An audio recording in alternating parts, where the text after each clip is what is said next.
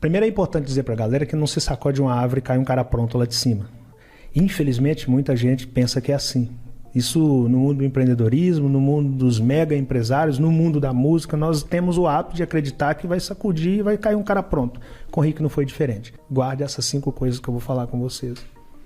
A primeira, identifique o principal dom de vocês e depois passe o restante dos dias na terra lapidando isso. A segunda, o conhecimento praticado transforma qualquer pessoa comum em uma mente extraordinária. E essa mente extraordinária consegue alcançar qualquer resultado extraordinário. A terceira, não cobre da terra santa aquilo que você não semeou nela. A vida é a lei da semeadura. Se não plantou, não cultivou, não reclame do seu resultado. Se plantou, cultivou, mas abandonou o cultivo ou abandonou o plantio, não reclame do seu resultado. Você só vai colher daquilo que você plantou e cultivou. A quarta coisa, joga em equipe. Sempre, joga em equipe. Estuda em venda, tudo é venda o tempo todo. A quinta coisa, caso eu não volte, cuide da líder enquanto vida ela estiver. E se porventura ela não suportar, o mais preparado de vocês, assumam a equipe. Cara, era muito forte para um pedreiro, que também tinha o primário, tá falando para 5 crianças praticamente, com a mãe acamada. Sim. E aí meu pai foi viajar. E eu fiquei pensando, o que será esse negócio de identificar dom?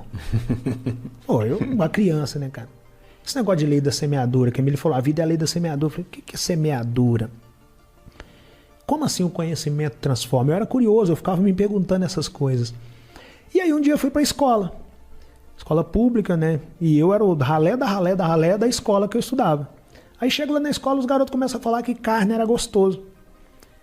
E eu não tinha comido carne até 7 anos de idade. Eu, de fato, nasci no caos do caos da miséria. A gente comia o básico do básico só para forrar estômago mesmo, para não ficar com fome. Aí eu entro na rodinha dos amigos de escola e falo, o que é carne? Aí eles riram de mim. Foi a primeira vez que riram de mim na minha vida. Aquilo foi muito marcante para mim, né? Aí eu guardei aquilo, fui para casa e cheguei lá, minha líder deitada, minha mãe, que eu chamo minha líder, cabeça toda enfaixada. Eu falei, mãe, o que é carne? Ela também deu uma risada. Eu falei, não é possível, porque até minha mãe vai rir de mim. Eu falei, por que a senhora tá rindo? Ela falou, meu filho, esquece isso. Eu falei, não, mãe, não vou esquecer não. Os meninos riram de mim lá na escola. Eu não vou esquecer. Ela falou, deixa eu te contar. Carne é isso, isso, isso. Mas não é pra gente não, meu filho. Isso aí é pra outra classe, esquece isso. Eu falei, não, mas não vou esquecer. Como é que eu faço? O que eu tenho que fazer para comer carne todo dia? Ela vira para mim e falou, bom, para comer carne todo dia você tem que ter dinheiro. Para ter dinheiro você tem que trabalhar. Só que você tem 7 anos de idade, ninguém vai te empregar. Eu falei, peraí, mãe. Então a senhora está me falando que se eu começar a trabalhar e eu chegar no dinheiro, eu posso fazer o que eu quiser com o dinheiro, inclusive comprar carne. Ela falou, filho, mas não é tão simples assim não. Eu falei, não, mãe, tá tranquilo. Eu vou trabalhar. Aí ela deu mais uma risadinha, eu falei, a senhora tá rindo de mim novamente. Eu vou guardar isso. Aí saí de pé da minha mãe e sentei lá na calçada e tô lá observando. Pensando, como é que eu vou trabalhar, né? Fazer o quê? De fato a minha mãe tá certa, ninguém vai me empregar. Só que aí passa um cara vendendo verdura. Um verdureiro. A verdura num carrinho de mão. E para na porta de uma casa e oferece verdura para uma senhorinha chamada Dona Conceição. Aí, pela primeira vez na minha vida, eu vi aquela cena clássica, a mercadoria passando para um lado e o dinheiro passando para o outro. Quando eu vi aquele cara pegando o dinheiro, eu falei, opa, esse cara tem dinheiro. Esse cara pode comprar carne. Eu já tinha um lugar que eu queria chegar, comprar carne. Eu nem sabia que aquilo poderia ser propósito, que aquilo poderia ser um projeto, não sabia. Eu só sabia que eu queria comer carne. Eu falei, eu quero perguntar a esse cara como que ele chegou nessa verdura. Aí eu esperei ele fazer o atendimento dele, quando ele passou perto de mim, eu falei, moço, como é que o senhor fez para chegar nessa verdura? Ele virou para mim e falou, olha meu filho, eu tenho uma equipe. Eu falei, esse negócio de equipe deve ser importante. É a terceira vez que eu ouço essa palavra. Eu falei, me explica a sua equipe, moço. Ele falou, bom, eu tenho um financeiro, que é quem compra a semente, eu tenho uma pessoa que planta, depois da pessoa que planta eu tenho uma que cultiva e depois eu tenho uma pessoa que colhe e eu sou o cara que vende. Quando ele falou eu sou o cara que vende, eu falei, não, então eu quero ser o cara que vende, porque na minha mente o cara que vende era o cara que pegava no dinheiro, e o cara que pegava no dinheiro era o cara que podia comprar carne. Então eu só queria comer minha carne, né? Eu falei, eu quero ser o cara que vende. Ele deu uma risadinha, eu falei, o senhor é o quarto cara que ri de mim, mas eu vou comer minha carne, você vai ver. E aí entrei, viro para meus irmãos e falou, aqui ó, nós temos que formar uma equipe. E eu só tinha um irmão que trabalhava, que é o mais velho. E meu pai nos ensinou aquela ideia que eu falei no início, de que se por um lado não tínhamos muita coisa, por outro lado nós tínhamos uns aos outros. Então, por mais surto que fosse a ideia de eu falar que nós precisamos formar uma equipe, eles já tinham escutado a palavra equipe do meu pai, do nosso líder, então já não era novidade para eles aquela palavra e também não era um surto eu estar falando aquilo, sendo filho de quem nós éramos. Nós somos, na verdade.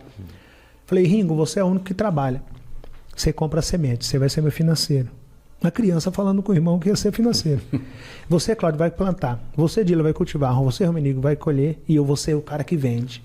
Aí plantamos uma horta. Aí no outro dia amanheceu, eu fui lá, cadê o alface? Falei, não entendendo. O cara falou que era só plantar. E voltei no outro dia, cadê o alface? Voltei no outro, cadê uma semana depois, cadê o alface? Essa parte meu pai não me contou, nem o cara da verdura me contou. Não nasce alface da noite pro dia. Existe um negócio chamado percurso natural das coisas acontecer. E aí você tem que ser paciente com o processo. Eu comecei a regrar todo dia e esperar. E ali eu não sabia, mas eu começava a desenvolver o controle emocional. De esperar o tempo necessário para que as coisas naturalmente acontecessem, desde que eu não tivesse abandonado o que eu tinha plantado e não tivesse deixado de cultivar aquilo que eu tinha plantado, para que eu pudesse colher quando aquilo crescesse de maneira saudável. Logo depois que o alface cresceu e eu comecei a vender, eu vendi tudo no primeiro dia. E no primeiro dia que eu vendi tudo, eu parei numa casa de carne. Eu não tinha essa noção que tudo era venda. Parei numa casa de carne, pedi o cara carne, ele me deu carne, eu paguei, fui para casa, falei com a minha mãe que eu tinha comprado carne, ela falou, cara, você conseguiu alcançar o objetivo. Aí eu fui para a escola no outro dia, felizão, falei, agora eu quero contar para quem falou quem riu de mim. E aí a minha professora, coincidência ou não, no outro dia ela falou, Joãozinho, não lembro o nome das crianças, Joãozinho, você quer ser o quê quando crescer? Ah, eu quero ser dentista, professora. Paulo, e você? Ah, eu quero ser advogado. Sandra, e você? Ah, eu quero ser médica. E a galera me chamava de Tuca. Tuca, e você? Eu falei, eu quero ser vendedor. A professora riu. Falou, Tuca, vendedor é um cara que deu errado em tudo e que o que sobrou para ele foi trabalhar com venda. Aí eu falei com ela, também nem sabia do que eu estava falando, mas eu falei, professora, vendedor é o cara que come carne. Se ele é um frustrado, eu não sei, mas eu quero comer minha carne. Mal sabia eu que eu estava me apaixonando pela profissão das profissões. Tudo é venda. Absolutamente tudo é venda. Tudo é venda. E eu comecei a me apaixonar pela venda porque foi a venda que me possibilitou comer carne. Mas ali eu ainda não estava tão apaixonado. Eu comecei a apaixonar mesmo, foi a partir do momento que eu comecei a vender todo dia, minha horta acabou. Cheguei lá e falei, pô, cadê meu alface? Não entendi, acabou o alface. E quando acabou o alface, eu percebi que eu não poderia deixar meus clientes na mão. Comecei a comprar alface do cara que eu perguntei no primeiro dia, para que eu pudesse atender meus clientes. Só que enquanto eu estava atendendo meus clientes, eu vi um cara engraxando sapato, eu vi um outro menino vendendo sacolé, eu comecei a vender sacolé, eu vi um outro vendendo coxa, eu vi um outro cara vendendo panela, eu falei, cara, tudo é venda. Absolutamente tudo é venda. O tempo todo tem alguém procurando alguma coisa para comprar. E aí eu voltei para casa e comecei a olhar, tinha um pé de abacate, um pé de manga, um pé de mamão, eu falei, peraí, cara, por que eu não estou vendendo abacate? Por que eu não estou vendendo manga? Por que eu não estou vendendo mamão? Aí eu comecei a ver venda em tudo. Aí eu desenvolvi a seguinte mentalidade, filho da dificuldade, a dificuldade me apresenta como única alternativa a superação e a superação me apresenta a venda salva a minha vida. Só que para você sair da dificuldade, você tem que entender que você precisa superar a dificuldade. O primeiro passo é você entender, estou passando por um momento delicado e preciso superá-lo. A partir do momento que essa ficha cai para você, a vida automaticamente lhe apresenta a superação. E quando a vida lhe apresenta a superação te apresenta várias outras coisas. No meu caso, a superação me apresentou a venda e a venda salvou a minha vida. Eu queria encerrar com minhas 10 regras básicas para deixar para a galera, né? Que eu costumo chamar de as 10 regras básicas de Rick Chester para se alcançar o extraordinário. A regra 1, nunca pense em desistir. Regra 2, nunca se esqueça da regra 1. Regra 3, não vai ser fácil. Regra 4, não precisa ser fácil. Basta não ser impossível.